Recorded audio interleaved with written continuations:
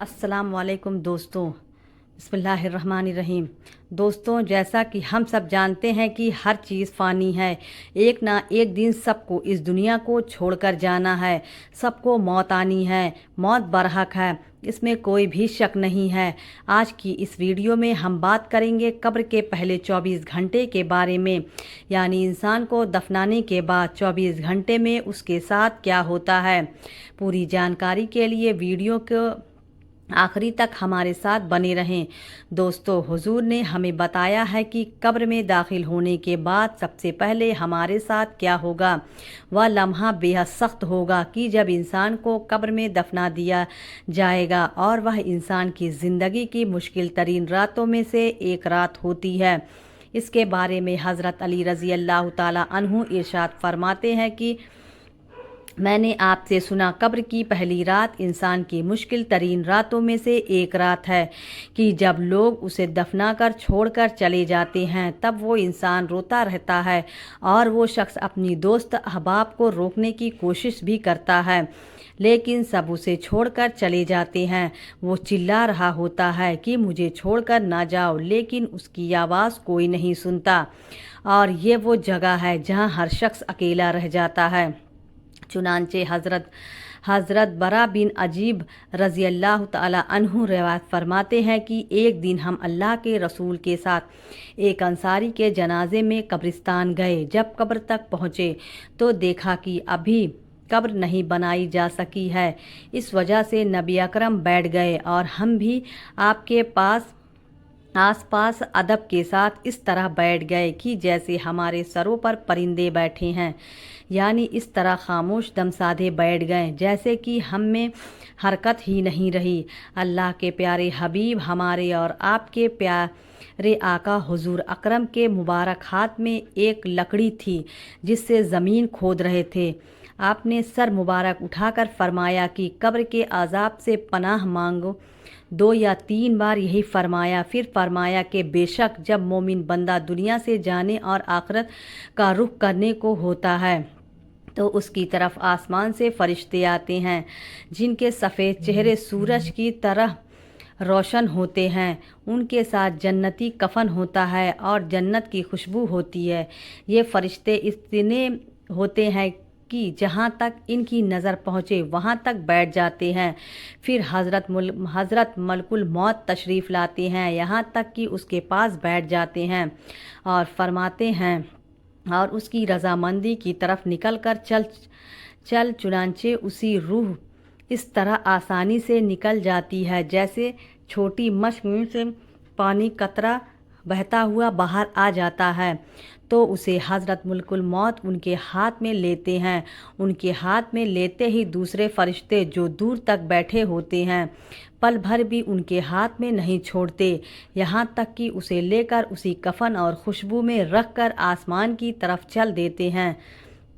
इस खुशबू के बारे में इरशाद फरमाया कि ज़मीन पर जो कोई भी अच्छी से अच्छी खुशबू मुश्क की पाई जाती है उस जैसी वो खुशबू होती है। फिर फरमाया है उस रूह को लेकर फरिश्ते आसमान की तरफ चढ़ने लगते हैं और फरिश्तों की जिस टोली पर भी उनका गुज़र होता है वो कहते हैं कि ये कौन पाक रूह है।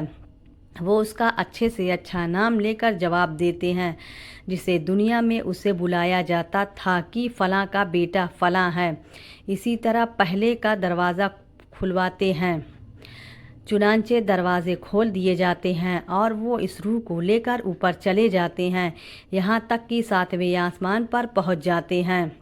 हर आसमान के करीब फरिश्ते दूसरे आसमान तक उसे विदा करते हैं। जब 7वें आसमान तक पहुँच जाते हैं तो अल्लाह ताला फरमाता है कि मेरे बंदे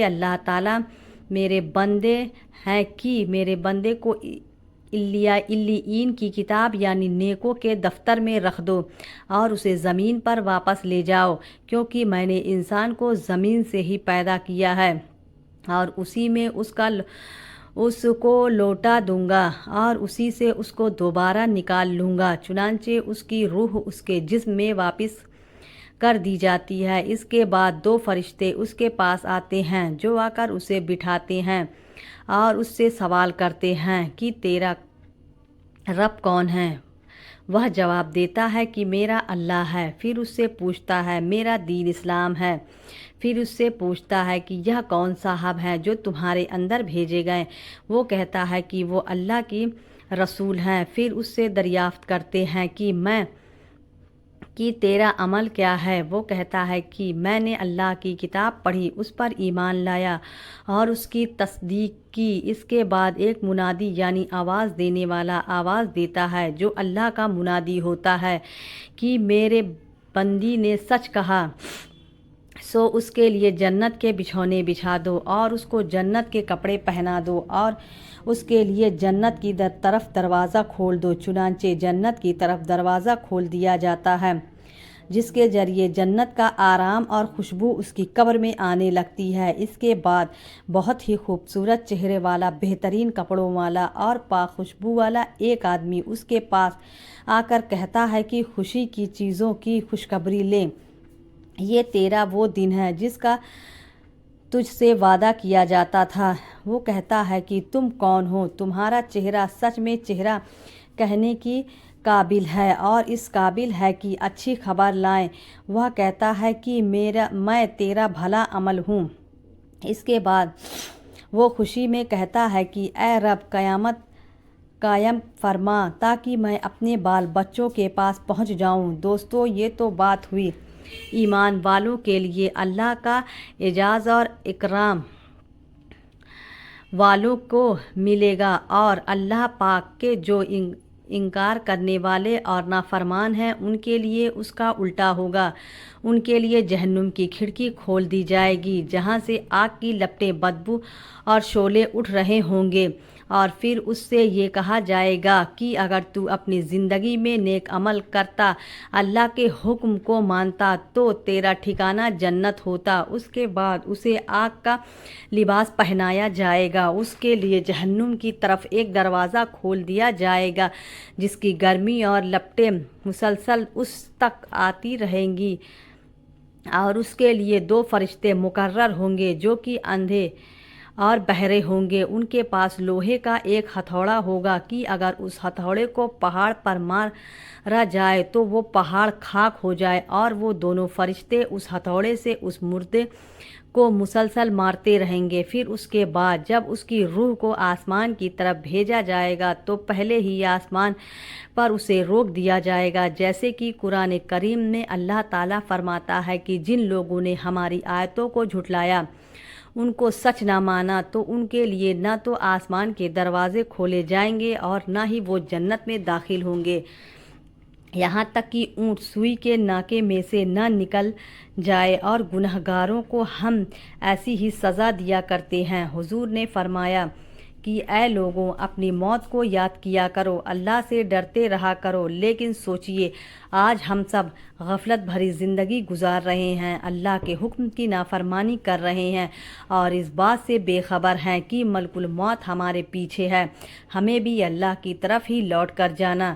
اللہ سے سچی توبہ کریں، اچھے عمل کریں، لوگوں کے ساتھ بھلائی کا معاملہ کریں اور اپنی زندگی کو اللہ کے حکم کے مطابق گزاریں تاکہ اللہ ہم سب سے راضی ہو جائے اور ہم سب کے لیے بھی جنت کی کھڑکی کھول دے اور جہنم کو ہم سب پر حرام کر دے۔ حضرت عثمان غنی رضی اللہ تعالیٰ عنہ قبر پر جاتے تو بہت زیادہ روتے تھے، اتنا روتے کہ آپ کی داڑھی مبارک تر ہو جایا کرتی تھی۔ پوچھا گیا آپ قبر پر جاتے ہیں تو بہت زیادہ روتے تھے، اتنا روتے کہ آپ کی داڑھی مبارک تر ہو جایا کرتی تھی۔ پوچھا گیا آپ جہنم کا تذکرہ کیا جائے تو اتنا نہیں روتے، لیکن قبر پر اتنا کیوں روتے ہیں؟